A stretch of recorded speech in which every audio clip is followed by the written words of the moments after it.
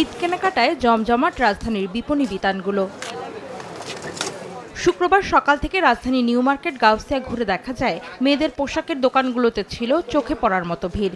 জরি চুমকির কাজ করা সালোয়ার কামিজের চাহিদা সবচেয়ে বেশি বলে জানান বিক্রেতারা। সারারা গারারা, তারপর ফার্সি টাইপের ড্রেস, এগুলো বেশি চলতেছে।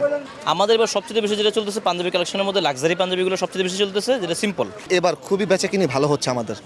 আশা করছি যে চাঁদা পর্যন্ত ইনশাল্লাহ এমন গেলে আর কোনো সমস্যা হবে না। বেচা বিক্রি আল্লাহ তাআলা অনেক ভালো দিতেছে, ভালো আছে আলহামদুলিল্লাহ, কাস্টমার আছে আলহামদুলিল্লাহ।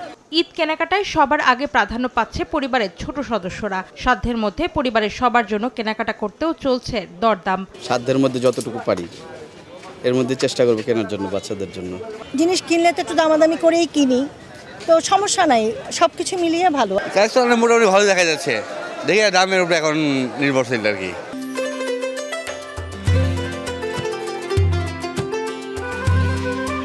বাচ্চার কিছু কেনাকাটা করব, আর হচ্ছে আমার ওয়াইফ আসছে, ওয়াইফের কেনাকাটা করব।